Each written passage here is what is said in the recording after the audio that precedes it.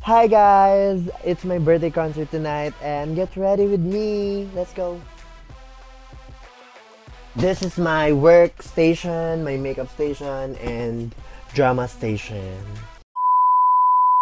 Drag aesthetic is very lesbian, very strong, and very fierce. I feel na I was born a performer. I was born to be on stage. Ang laking factor niya nung nakilala ko yung drag kasi hindi ko naiwan yung stage. Pag nasa stage ako, I feel powerful, I feel superior. Parang all eyes on me. Yun yung parang gusto ko. Syempre, na-inspire yung mga tao sa'yo. So, yun. And pag once nakalabas na ako sa stage or nakatapak na ako sa stage, lumalabas na si Muadayaw, hindi na siya said.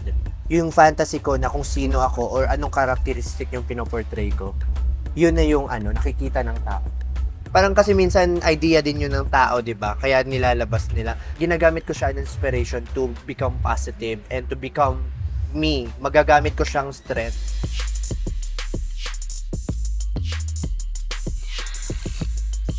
I'm a drag queen, of course. I'm a stunt queen. I'm a drag queen. Of course, marami akong lalaki. I'm a drag queen. Of course, mukha ko matara. Of course, I'm a drag queen. Siyempre, hindi naman araw-araw nilalaban ng mga stacks. And I'm a drag queen, of course. I set my makeup with setting spray. I'm a drag queen. Of course, sobrang fresh ko.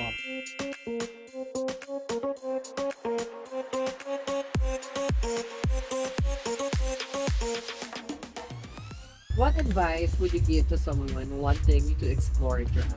One step at a time. Hindi mo maaaral lahat ng isang bagsakan. So, make room for improvement as always. So, kung may improvement ka na maliliit lang, dapat i-celebrate mo yun.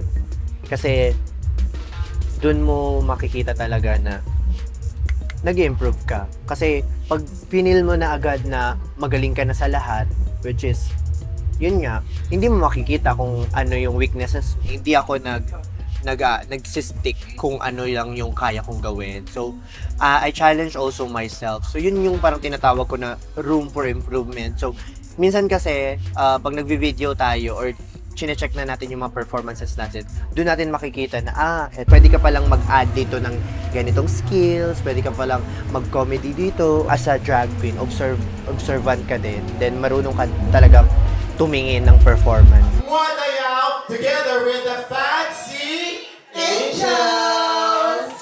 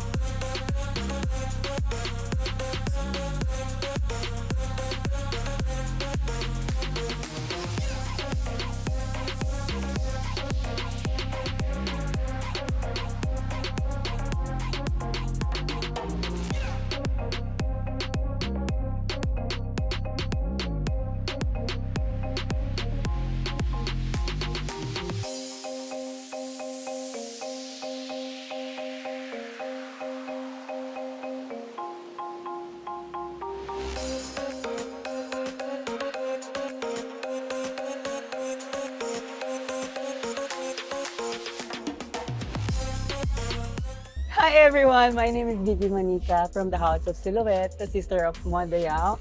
Happy birthday and sana last mo na. Charot! Charot lang. Enjoy your day. We've known each other for so long, since Sherwood days. So, continue to have a good heart and be inspired and motivated always. Message ko kay Muadayaw is more blessing and good health and makuha mo yung pangarap mo sa buhay. Love you! Happy birthday po kay Muadayaw. I hope na lahat ng pangarap mo ay makamtan mo. And this is your very special day. Sana ma-enjoy mo ito. Sana maging maganda ka na. Kahit minsan. Ay, lang. More blessings to come. Good health always lagi. And si Modeo kasi, kilalang-kilala ko siya. Pag gusto niyo yung isang bagay, gugustuhin niya talaga at makukuha niyan. And ano lang, stay positive in life. And sana dumami pa yung mga anak mo. Sana lumambot and gumanda ka na. Charis, sana magkaroon ka pa ng more gigs and more blessings and more birthday concerts to come. Sana magka-jowa na, ayun, tusok. From my twinnie, sana bumait ka pa lalo at saka maging mapag-alaga sa lahat ng mga kaibigan at mapagmahal. Yun lang. Thank you.